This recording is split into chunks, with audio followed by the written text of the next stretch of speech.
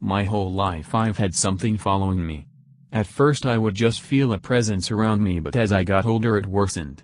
I was 11 when I had my first actual contact with the entity.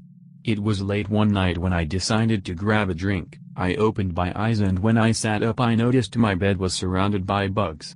Cockroaches, spiders, and etc. surrounded me. I was so terrified I couldn't move. I was frozen. I couldn't even scream for help. That happened many times from that day on, and each time I would finally jump from my bed crying, go to the bathroom, wash my face and grab something to try to kill the bugs with, but when I get back there's nothing. The next morning I would tell my mom, but she would just say it was a dream, even though I was awake. We moved from Colorado to Ohio in about 2007. We moved into this nice house in a nice neighborhood located in Gahanna.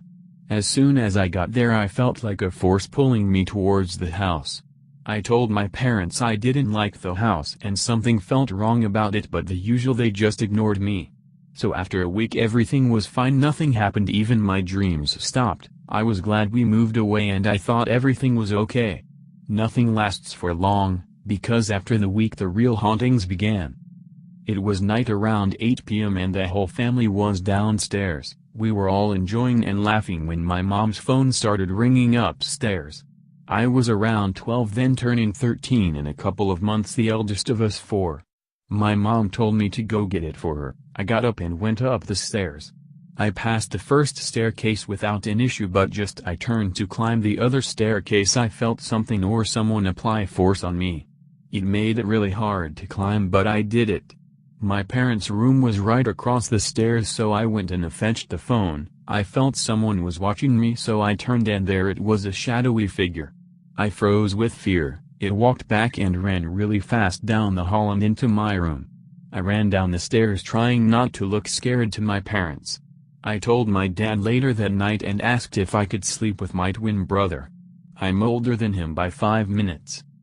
I told my siblings and my parents that there's a ghost in our house, but they wouldn't believe me. My siblings finally saw what I saw one day. We were all in my twin's room playing a game. The door was wide open and just like a flash of light the shadow passed across the hall into my room. I saw it and faced the door and pointed. "Guys, look, he just passed, I swear," I said. But when I looked back they were all scared. Finally they had seen it. I was really excited. Suddenly they started pointing towards my back, and when I looked there it was the shadow standing at the door. We screamed as loud as we could and our mom came running in, but the shadow figure disappeared into my room. My mom asked what happened and we told her. Coming from a Muslim family, we believed that God didn't only create humans and animals and etc., but he also created another unseen entity called the jinn. The jinn was created before mankind and used to roam the earth until they brought destruction on the earth, so God had the angels kill them all unless they found a baby. They found a baby named Ibla, which was raised by the angel and later became the devil we all know about. Anyways, jinn still exist, some bad, some good. Everybody is born with a jinn companion and he or she is usually the little voice you hear when you're trying to make a decision. To calm us down, my mother told us that the shadow was her jinn watching over us. We believed it, and for a long time when we saw him we just called him by the name our mother taught us, Adi. My siblings felt safe around him, but I didn't. As I grew I would see him more often, not like them which would just see a shadowy figure run across the hallway. I didn't see just a shadow anymore, I would see a man with red eyes.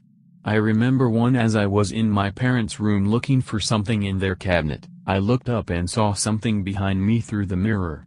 It was old man with a hat and it was like I was in a trance. When I turn around there's nothing there, and so I look back to the mirror. I see there's blood. I look at my hands and I'm bleeding. I look up at the mirror again, terrified and confused, and right behind me this time it's the man. He opens his mouth and the mirror cracks. I screamed and my parents run in. They see the blood and the mirror which is cracked, but it's still in place. There's writing and it says I am not Adi. My parents took me to an Islamic preacher and had an exorcism done on me. I told them I was not possessed, but they didn't believe me. They had the house blessed, but my dreams got worse after that. The entity, whatever it was, jinn or ghost, started getting more physical. I would wake up, feel someone choking me. I had hand imprints on my neck and would show my mom. Finally my parents took me to Africa because they thought I was still possessed and needed a more powerful exorcism. I'm 20 now and the dreams have stopped, but I'm not scared anymore. I actually want to talk to him and try to figure out what he is trying to tell me. I still see him but not as frequently as before.